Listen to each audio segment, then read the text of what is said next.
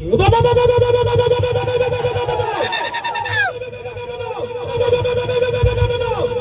લડી લેવી પડે પાયા લડી લેવી પડે આપણા હકવાળી લડાઈ લડી લેવી પડે। ઉપસ્થિત દેશના મૂળ માલિકોને જય ભીમ પ્રદેશ। દેશના મૂળ માલિકો મારો વાક્ય સુધી આવે છે ત્યાં સુધી દરેકને સંબોધન કરવા માંગુ છું કે કાન આ બાજુ ફેરવી લેજો। એટલા માટે કે તમારા વિચાર કરવાની જરૂર પડી। જરૂર શા માટે પડી આ કાર્યક્રમની? કેમ આપણે આજે ભેગા થયા? દેશનો મૂળ માલિક આજે મજૂર થઈ ગયો।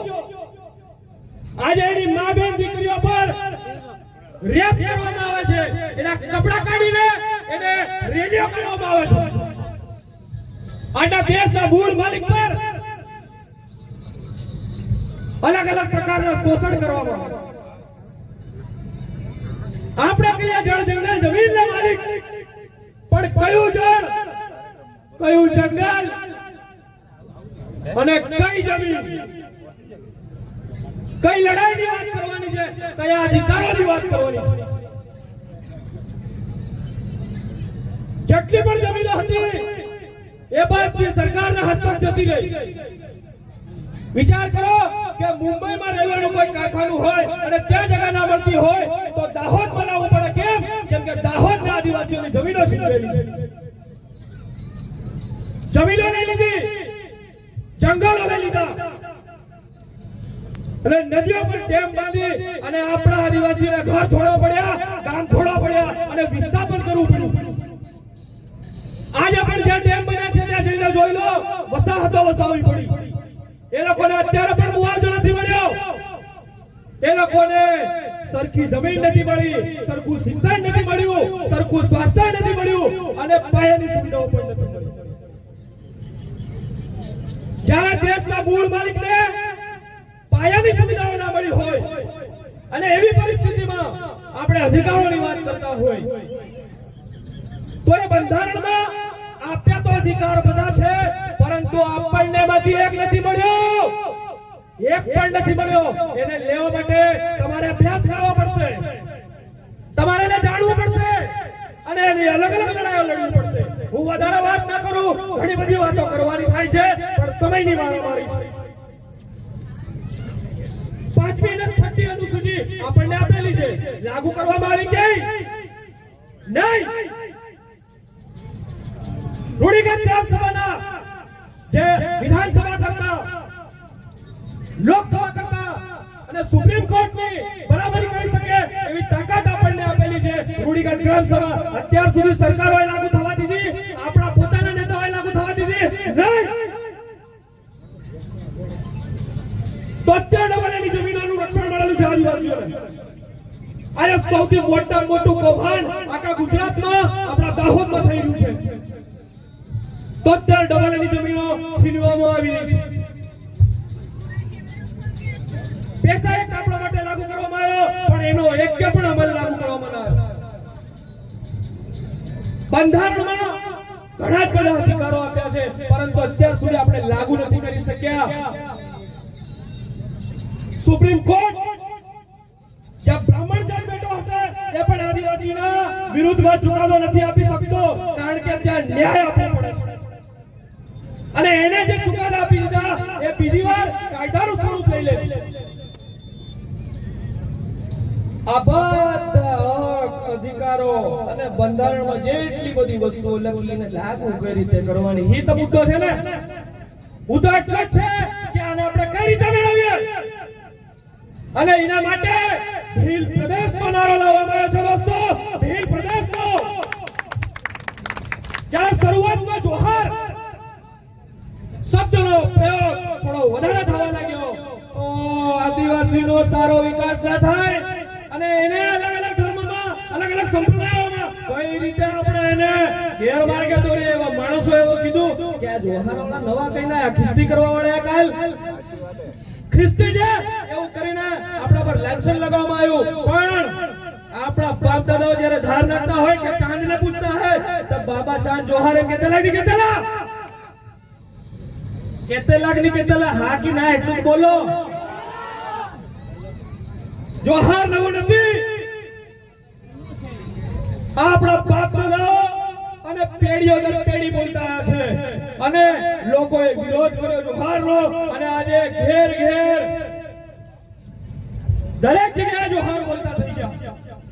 બસ એવી જ રીતે ભીલ પ્રદેશનો નારો અત્યારે લાવવામાં આવ્યો છે અને ભીલ પ્રદેશનો નારો બુલંદ કરીશું જ્યાં સુધી ભીલ પ્રદેશ નહીં મળે. આ અધિકારો લાવવા હશે, મેળવવા હશે તો ભીલ પ્રદેશ લાવવું પડશે. આપણે 27 ગુજરાતના 27 એમએલએ છે અને ગુજરાતની વિધાનસભામાં ખાલી 2 જણા દહાડ મારે, એક અનંત પટેલ અને બીજો ચેતર વસાવા. કાલનો વિડિયો મળ્યો છે તમે. એવા નેતાઓ જ્યાં સુધી નહીં લાવીએ જે આપણા સમાજની વાત ના કરે ત્યાં સુધી આપણો કોઈ ઉદ્ધાર નથી થવાનો. કારણ કે તમે ગમે એટલા કલેક્ટર બની જાઓ, મામલતદાર બની જાઓ, પીએસઆઈ બની જાય, કોઈ પણ અધિકારી બની જાઓ, પણ જ્યાં સુધી નીતિ ઘડવાવાળા આપણા માણસો ના હોય ત્યાં સુધી આપણું કઈ નથી થવાનું. એટલે વિધાનસભામાં જેને મોકલીએ, લોકસભામાં જેને મોકલીએ એ આદિવાસી વિચારધારા વાળો હોવો જોઈએ, ભીલ પ્રદેશની વાત કરવો જોઈએ, આદિવાસીની વાત કરવો જોઈએ. ત્યાં તેને ઉઠાવવાની જરૂર પડે. બાકી ત્યાં તાળિયા ઠોકવા માટે આપણે નથી મોકલતા એ લોકોને. પહેલી લડાઈ ભીલ પ્રદેશની, બીજી લડાઈ વસ્તી ગણતરીની. ધ્યાન આપજો, ધ્યાન આપજો મારા ભાઈઓ અને બહેનો. વસ્તી ગણતરી થવાની છે ટૂંક સમયમાં અને આદિવાસીઓની વસ્તીને ફલાણા સંપ્રદાયમાં, ફલાણા ધર્મમાં ગણી અને આપણું બજેટ ખરાબ કરી દેવામાં આવે છે. આપણી વસ્તીને સરખું આરક્ષણ નથી આપવામાં આવતું અને એના લીધે ઘણા જ બધા સમસ્યાઓ તમને જોવા મળે છે. આવનારી વસ્તી ગણતરીમાં આદિવાસીઓનું જ્યાં સુધી ધર્મનું અથવા આદિવાસી વસ્તીનું કોલમ નહીં આવે ત્યાં સુધી આદિવાસી વસ્તી ગણતરીમાં વિરોધ બનાવશે અને એ વસ્તી એની લડાઈ પણ આપણે લડવાની છે. એટલા માટે આજે વનવાસી જેવા શબ્દો આપણા માટે લાવવામાં આવ્યા. બંધારણમાં પણ સુધારા કરવા માટે આવનારી લડાઈ લડવાની છે. એ એસટી ની જગ્યાએ આદિવાસી તરીકે આપણે ઓળખાવાનું છે. નંબર 4, સુપ્રીમ કોર્ટ અને હાઈકોર્ટમાં લડવા માટે આપણે યુવાનોને તૈયાર કરવાના છે, આપણા વકીલોને તૈયાર કરવાના છે અને ત્યાં લડાઈ લડીશું અને ત્યાં જે ચુકાદા આવશે, ત્યાં જે નિર્ણય લેવામાં આવશે એ આવનારી પેઢી માટે કાયદો સ્વરૂપ લઈ લેશે. સુપ્રીમ કોર્ટ અને હાઈકોર્ટમાં લડવું પડશે અને સામાજિક સંગઠનો બનાવવા પડશે. આદિવાસી પરિવારની વિચારધારા ભીલ પ્રદેશ બનાવવા માટે અત્યારે કામ કરી રહી છે, રાત દિવસ માટે. એના અંદર આપણે સંમલિત થઈએ અને આખો ભીલ પ્રદેશ આપણે બનાવી રહીએ. એના માટે સંગઠનો દરેક જગ્યાએ, એ કોઈ પણ સંગઠન હોય, આજે અહીંયા ફતેપુરામાં યુવા આદિવાસી હોય કે ઝાલોદમાં યુવા બીજી સમિતિ હોય કે ગરબાડામાં આદિવાસી યુવાનો હોય, આ બધી નાની નાની સમિતિઓ ભેગી કરી અને દરિયામાં જવાનું છે. દરિયા શું નામ છે ખબર છે તમને? આદિવાસી પરિવાર.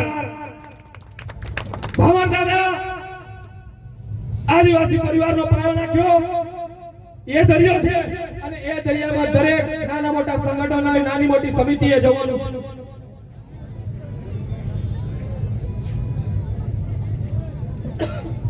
બીજો મુદ્દો, લોકસભા અને વિધાનસભાઓમાં આપણો અવાજ ના નાખે એવા બાયલા સાંસદ અને વિધાનસભાના સભ્યોને એટલે એમએલએ ને આપણે ચૂંટવાના નથી.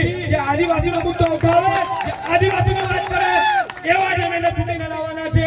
એવા તાલુકા સભ્ય, એવા તાલુકા પ્રમુખ, એવા જિલ્લા સભ્ય, એવા જિલ્લા પ્રમુખ, એવા સરપંચ, એવા એમપી, એવા એમએલએ ચૂંટીને લાવવાના છે. તે દિવસે અધિકારનો કાર્યક્રમ સફળ થયો એવું કહેવાશે. જય જોહાર, જય આદિવાસી, જય ભીલ પ્રદેશ. બધાને મારા ક્રાંતિકારી જોહાર. આભાર. કરીએ તું એકવાર.